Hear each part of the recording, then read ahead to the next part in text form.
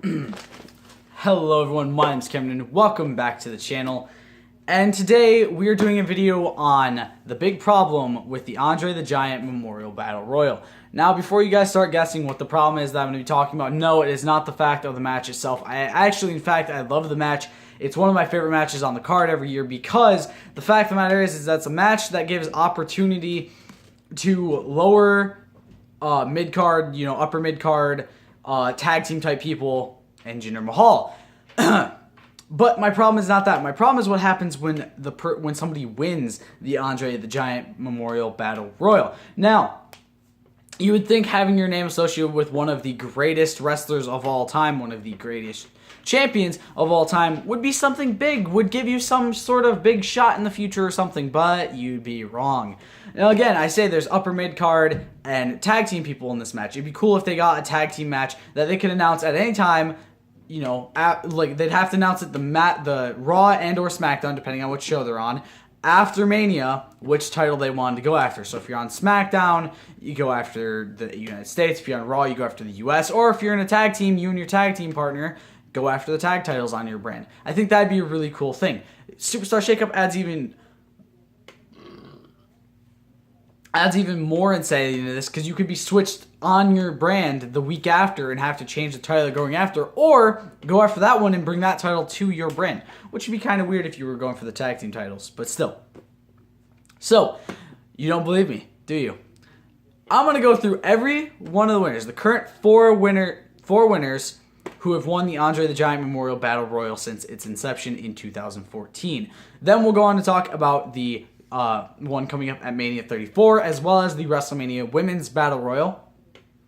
What I think they could do to improve the Andre the Giant Memorial Battle Royal, and by comparison, the WrestleMania Women's Battle Royal, because they'll probably have to give them something as well. What happened with each of the four winners after they won, before they won, and what they are currently doing, if it's involved with the company or not. I'm not going to go in depth on their Indies career if they had one, such as the case with 3 out of 4 of the winners. Actually, I don't think Mojo had an Indies career. Same with Baron. I'm not going to go into that because I'd be here all fucking day discussing just Cesaro's. So, here we go. With the start of Cesaro, winner of 2014's Andre the Giant Memorial Battle Royal. I have a nice bunch written in my notebook on all of the winners the year after they did, what they did prior, and what they are currently doing. The runner-up being The Big Show. He shook hands with Hogan, which I guess in 2014 was kind of cool. Became a Heyman guy. Beat Rob Van Dam in an in an Intercontinental Championship tournament match. Beat Van Dam and Swagger in an elimination match at Extreme Rules. Failed to win the U.S. title from Sheamus. Sheamus and him. Mwah, magnifique. Beat Van Dam to qualify for the Money in the Bank ladder match for the vacant WWE World Heavyweight Championship, which was eventually won by John Cena. Lost singles matches to Big E and Kofi Kingston. Eliminated by Heath Slater in an Intercontinental Championship Battle Royal at Battleground. Ended his partnership with Heyman on July 21st. Had to stop using the swing as much because WWE officials didn't like how popular it was making him. Not even kidding. That actually happened. Went on a losing streak via Ambrose, Cena, Swagger, Ziggler, and finally Van Dam on the SummerSlam pre-show. Defeated Van Dam for U.S. title shot, but lost at Night of Champions in that match to Sheamus. Lost 5 matches to Dolph Ziggler for the Intercontinental Championship, including a 2 out of 3 falls match. Lost to Ryback and Eric Rowan and failed to win the U.S. Championship in a Battle Royal. Faked joining Team Cena at Survivor Series. Began tagging with Tyson Kidd. This is where he actually gets kind of good post Andre the Giant Memorial Battle Royal win. They won the tag titles at Fastlane 2015. Retained the next night on Raw. Retained at Mania 31 pre-show in a Fatal 4-Way tag match. Lost Mania 31's Andre the Giant Memorial Battle Royal. Lost the belts at Extreme Rules 2015. Failed to regain them on SmackDown on April 30th and at Payback. Failed to win the titles at the Elimination Chamber in the Tag Chamber match, which was won by the New Day because they had 3 fucking people. And that was it for post. Yeah, that was it for post Battle Royal win. Currently, from 2016 to 2018, he had an amazing best of 7 series with Sheamus that no one thought was going to be as great as it was. That ended in a tie, resulting in them going for the tag titles multiple times against the New Day, having fantastic matches each time. He's the current Raw Tag Team Champion with Sheamus in their 4th title run. I believe his fifth total. The one with Tyson Kidd and then 4 with Sheamus, I believe.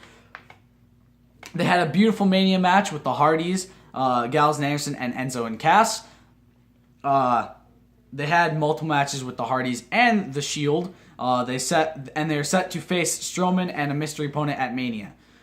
Pre-Battle Royal win, he won the U.S. title from Santino Marella on the SummerSlam pre-show, retained it against Marella on September 3rd, retained against Zack Ryder at Night of Champions, retained against Marella again, successfully defeated Justin Gabriel at Hell in a Cell. Defended the title at Hell in a Cell. Lost to Kingston on Raw on April 15th, ending his reign at 239 days. Formed a tag team with Jack Swagger, failed to capture the belts multiple times, and broke up during the Mania 30 pre-show, which he would later go on to win the Andre the Giant Memorial Battle Royal in. So, pre or post Battle Royal win, which one do I think was better? Singles-wise, his pre obviously was a lot better. Post, his tag was a lot better. So this one's kind of a 50-50. This is more or less a very subjective one. It depends on how you look at success in the WWE, by gaining titles or by single success or tag success, whichever one you want to look at it. I kind of see it as he was pretty good before and he was pretty good after, but not the immediate year after Mania. He wasn't too great the immediate year after winning at Mania. So I'd say probably his pre was a little bit better, but his post eventually got a lot better. You know, he's now a 4-time Raw Tag Champ with Sheamus, which is fantastic. Honestly, I love their work. They're fantastic. Hopefully at some point he gets a singles run again, maybe a World Championship run or something along those lines. I'd love to see him become a Grand Slam champion. It'd be awesome. But yeah, in the future, I think him and Sheamus are going to do some more fantastic work as a tag team. Potentially another U.S. title run from him, maybe, I don't know, or Intercontinental. But yeah, I think Sheamus has done pretty fantastic after, but he also did really good before, especially on the Indies. He did really good. All right, on to the next year's winner, 2015. The winner, The Big Show. The runner-up, Damien Mizdow. Honestly, there's not too much to say on Big Show's. He already had a pretty fantastic career before and after the win. You know, he already had a pretty lucrative career. This battle did really nothing for him. I don't know why the hell they had him win. Probably has something to do with the fact that he was originally booked as being Andre the Giant's son. Most recently, though, he lost to Strowman in a Hell in a Cell match, writing him off of TV. His contract ended, and he has not been seen since on WWE TV. There's a potential for a return at Mania 34, though, to potentially win a second Andre the Giant Memorial Battle Royal, or be the mystery opponent for Strowman against DeBar. All right, 2016, the winner, Baron Corbin. Runner-up, Kane. He debuted on the main roster here. This was his first ever match, and it was on Mania, which is kind of cool to have your first main roster match be on Mania. Debuted on Raw the next night. Competed in a match that ended in a double count against Dolph Ziggler, but continued assault afterwards with an end of days hit on Ziggler on the arena floor. Lost to Ziggler on the Payback pre-show via roll-up. Lost the Battle Royal to Ziggler for the U.S.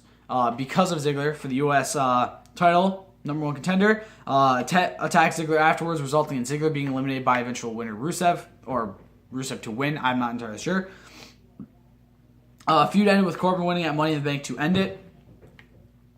During the draft, he got drafted to SmackDown Live, lost to Kalisto and Apollo Crews for number one contender to the IC Championship, eventually injured Kalisto after attacking him in the weeks following, blaming his loss on Kalisto. Defeated Crews on the Backlash pre-show. Started a feud with Jack Swagger after the ref thought Corbin tapped out when he was trying to reach for the rope to get out of the Patriot Lock. Defeated Swagger at No Mercy and on SmackDown to end the feud. Joined Team SmackDown, was kayfabe injured by a returning Kalisto, resulting in him being removed from Team SmackDown. Yeah, I have a lot of pages, guys. Don't think I don't. Cost Kalisto the Cruiserweight Championship in retaliation for him attacking him. at Survivor Series, attacking both Kalisto and the Brian Kendrick. Obviously, first attacking Kalisto to make it to where Brian Kendrick won by DQ. Defeated Kane via DQ when Kalisto attacked him with a chair. Chairs match with Kalisto at TLC, which Corbin ended up winning. Also won on the following SmackDown to end their feud. Confronted Ziggler and attacked him, who just became the number 1 contender for the WWE Championship against AJ Styles. Match that ended a double countout, eventually resulting in a triple threat WWE Championship match on December 27th between the two. Between him, Ziggler, and Styles. That Styles eventually won by pinning Ziggler. This was Corbin's first ever world title opportunity, which I guess is kind of a cool thing, but it's a very long time after it happened. Suffered his first pinfall loss since May of 2016 at the hands of John Cena. Entered the Royal Rumble at number 13 and ended up eliminating Braun Strowman, who was on a tear at that point before eventually being eliminated by The Undertaker. On February 7th, he defeated AJ Styles, the Intercontinental Championship champion Dean Ambrose, and The Miz in a fatal 4-way. He eventually became the first person eliminated at that year's Elimination Chamber, eliminated by Dean Ambrose, who he then attacked, resulting in Ambrose being eliminated.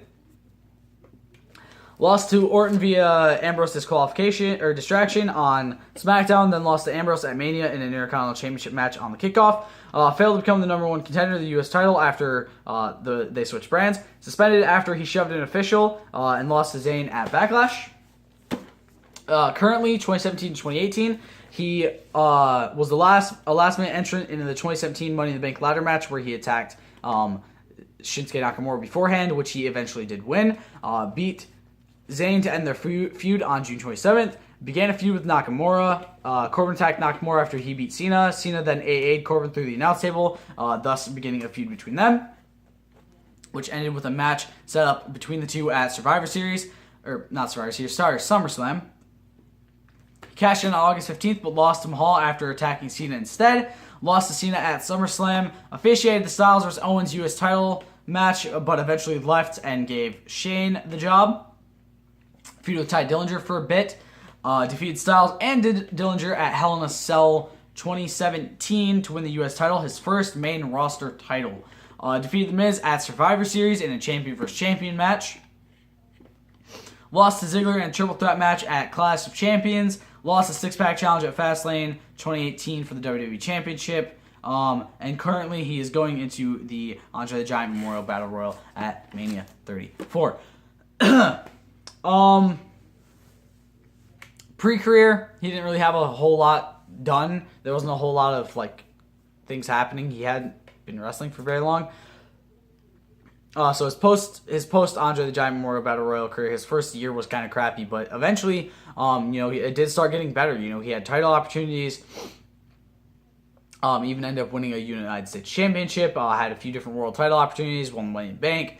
All in all, I think Corbin's career after has been a lot better than before. He he'd never even won the NXT title, I believe, from what I remember seeing.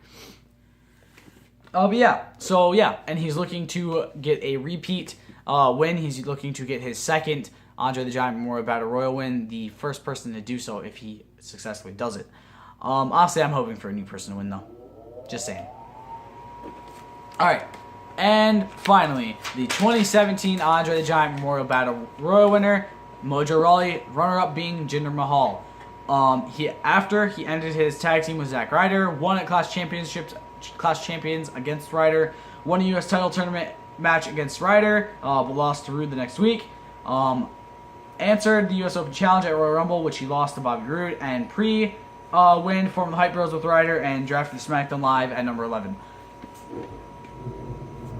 Much like with Big Show, there wasn't a whole lot to really say about Rawley. He hasn't been wrestling for too long, and he's not really done much since winning. He hasn't done much on the main roster at all. Besides having a tag team, getting a number 1 contender shot with Zack Ryder as the Hype Bros, he didn't really do a whole lot. Honestly, if anyone was dead weight, it was probably Mojo. He could be released after Mania, and I wouldn't really give a fuck. I don't really like Mojo. He sucks. But yeah. either way, before, after his win, I really didn't care. It's kind of sad when you realize that Gronk screwed Jinder Mahal, even though I don't like Jinder Mahal, out of the win, and then later became the WWE champion, while Mojo Rawley, the winner, really did nothing besides party with Gronk. So yeah. But how can they change this? Well, again, I made the point that it's upper mid-card, lower mid-card, and tag teams mostly on this. So what they could honestly do is give them an IC, US, or Tag Team Championship opportunity.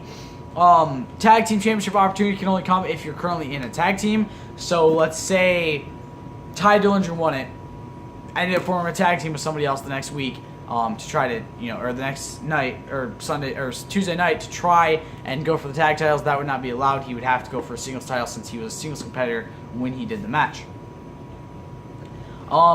Which is basically the only thing I could really see having any real impact with it. There's not a whole lot that this gives you, that the win gives you. It should give you a lot more in the year or so after, but it really doesn't, and that kind of sucks.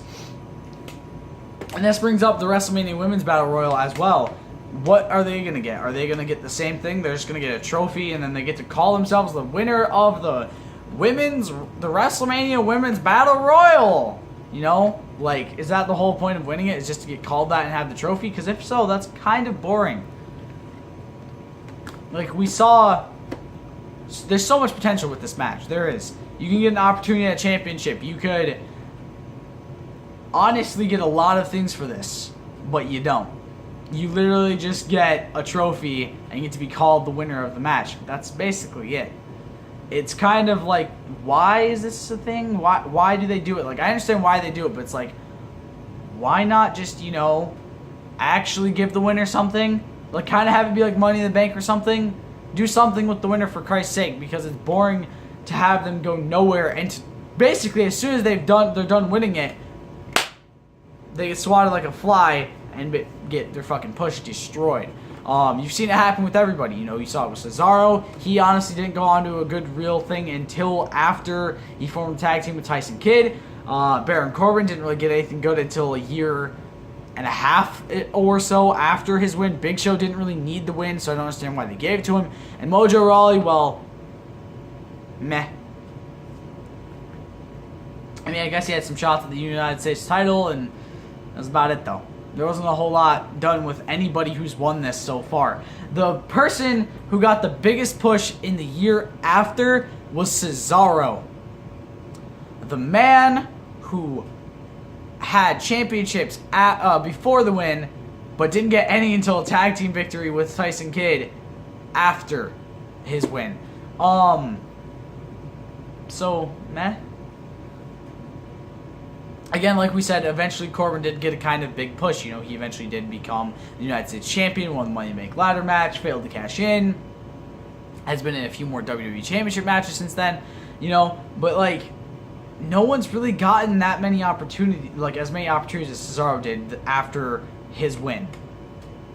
And it's why not just give them a chance at a singles title after they get the win? Because it's not an easy feat. A lot of the people in that match are huge and are very tough people, but yet they get nothing for winning it. They get a trophy and get announced as the Andre the Giant Memorial Battle Royal winner. That's it. That's all I fucking get. Seriously, give them a push or something. I'm honestly scared shitless that that Rusev's gonna win and he's gonna be fucking destroyed via shitty booking. Seriously, I'm honestly scared about that. Give them actual push. If Rusev wins, fucking A, give him a push. Give him a WWE Championship opportunity or some shit. Because honestly, I would love to see Rusev with WWE Championship. It'd be awesome. So yeah, I think they should definitely get something bigger for their win. I don't think they should just get to be announced as the winner and get a trophy, because that's bland and boring and bullshit.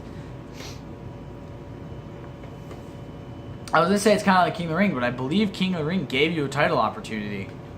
If I remember correctly, it gave you a title opportunity. But yeah, they should give them a title opportunity. Not for a world title, for like a singles title. Obviously, with the women's, you can only really give them a shot at the women's title. But, like, have it be this. The winner of the Andre the Giant Memorial Battle Royal has to, on the Raw or SmackDown following Mania, depending on which brand they're on, announce what title they want to go for. Now, no matter what brand you're on, you can announce a title. You know, you can announce Intercontinental. So you could go to Raw from SmackDown. You can announce United States. You go from Raw to SmackDown. Or, you know, you can stay on your brand. Or if you're in a tag team, you can announce to go for a tag title. Or, if you're a cruiserweight, you can announce to go for the Cruiserweight Championship. If you're anybody else, you can announce to go for the UK Championship. You know, give the Andre the Giant Memorial Battle Royal winner actual purpose. Give them a reason for winning. Because fact of the matter is, they deserve a reason for winning because it's a fucking hard-ass match. And you could really get some really cool moments from this, you know? Let's continue using somebody that I mentioned already. Actually, no, let's not use somebody I mentioned. Let's use somebody way off the board. Let's say Dolph Ziggler wins this. Okay, say Dolph Ziggler wins this year. Or Ty Dillinger, or somebody else, you know, along those lines. And the next SmackDown announces he is going for the United Kingdom Championship. Do you realize how wild people would go for that? We've seen NXT stars go for that. But we haven't seen a main roster guy go for that title yet. Seeing somebody like Ziggler, like Dillinger, like Aiden English, like Rusev, somebody along those lines, go for the UK Championship and maybe even win it. I'm not saying they gotta go fucking buck goddamn wild with this shit and make them win it. They just need to have them go for it, and I think it would be really cool. You know, if you got a title opportunity, it'd be awesome. And here's the best part about it. Here's what I'm not telling you guys. You have to announce that the Raw or SmackDown after, but you don't have to say, you get to say whenever you want before next year's Mania. So you can't go, oh, I want the Intercontinental Championship at WrestleMania 35. You can't say that. You have to do it sometime between that Raw or SmackDown and the go-home show before Mania 35, before the next year's Mania, basically. So basically, what could happen is Dolph Ziggler comes out and he says, I'm going for the United Kingdom Championship at... I was trying to think of a pay-per-view name and blanked. At TLC. I want the United Kingdom Champion in a TLC match at TLC. And they get to name the stipulation of the match. That's the coolest part. They don't have to wait for a stipulation. They get to name what type of match they want it to be. I think that would be really cool. Because it'd give the Andre the Giant Memorial Battle Royal and vice versa, the WrestleMania Women's Battle Royal, some kind of meaning. If they do end up bringing in women's tag team titles, obviously they could end up using them. If they bring in Cruiserweight, 6-man or 2-man, two-man tag team titles. I meant 3-man, but you know what I meant. It'd be a really cool thing to see. There's so many things they could do with this. And I think they should really start kind of bringing it more meaning to win the Andre the Giant Memorial Battle Royal. Because it's named after motherfucking Andre the Giant. They should be getting something for this goddamn win. If it's named after one of the greatest wrestlers of all time. Not to mention my favorite Princess Bride character. Okay? My favorite Princess Bride character. So they should definitely get something for their win. They should get something meaningful.